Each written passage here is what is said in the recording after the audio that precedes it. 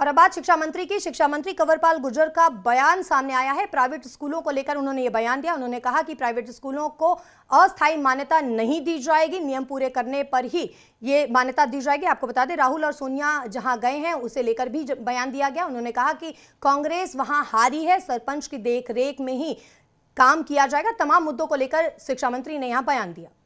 इस प्रकार की कोई बात नहीं है। देखिए, कुछ सरपंच है जो उसका विरोध कर रहे हैं, सारे सरपंच विरोध नहीं कर रहे हैं। ऑनलाइन काम का मतलब ये नहीं है कि सरपंच से ऊपर है काम होगा। सरपंच की देखरेख में ही सारे काम होंगे। सरपंच जनप्रतिनिधि है, उसकी मार्गदर्शन में ही सारा विकास होगा।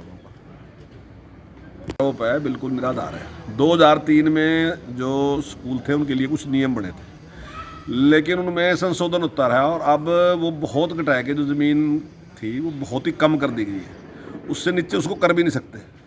और पिछली बार हमने इनको कहा था कि भाई अगली बार में आपको ये मान्यता नहीं देंगे, तो आप या तो ये ज़मीन पूरी करो, कोई भी इसका तरीका अपनाओ, और या फिर ये इस प्रकार से मान्यता हम नहीं दे सकते। तो पिछली बार उनका क्या कि मान्यता दी थी और वो सब लोग सेटिस्फाई थे कि ठीक है अब की बार मान्यता। तो अगर उन्होंने इस प्रकार के एडमिशन किए तो मैं समझता हूँ उन्होंने गलत काम किया। नहीं, इसमें सर कुछ रिलैक्सेशन मिलने वाला है? रिलैक्सेशन 2003 से लेकर अब तक रिलैक्सेशन तो दे रहे हैं। इसके आगे रिलैक्सेशन क्या दें? मान लो मैंने 250 गज में स्कूल खोल दिया तो 250 गज से नीचे कहाँ लेके जाएं उसको? अब ये तो कहते हैं उसको भी हम 100 गज में कर दें, तो कर नहीं सकते ना जी। कोई ना कोई नियम तो रखने पड़ेंगे ना जी।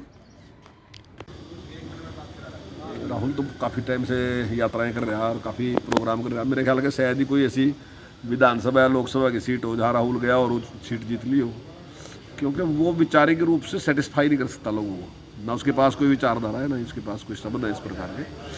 लोग अनसेटिस्फाई होकर जाते हैं और उसका परिणाम ये है कि जहाँ सोनिया गांधी और राहुल गांधी जाते हैं तो ज़्यादातर वो सीटें हारते हैं। उसका कारण यही है। और अब बात शिक्षा मंत्री की। शिक्षा मंत्री कंवरपाल गुर्जर का बयान सामने आया है। प्राइवेट स्कूलों को लेकर उन्होंने ये बयान दिया। उन्होंने कहा कि प्राइवेट स्कूलों को अस्थायी मान्यता नहीं दी जाएगी, नियम पूरे करने पर ही ये मान्यता दी जाएगी। आपको बता दें, राहुल और सोनिया जहां गए हैं उसे लेकर भी बयान दिया गया। उन्होंने कहा कि कांग्रेस वहां हारी है, सरपंच की देखरेख में ही काम किया जाएगा। तमाम मुद्दों को लेकर शिक्षा मंत्री ने यहाँ बयान दिया।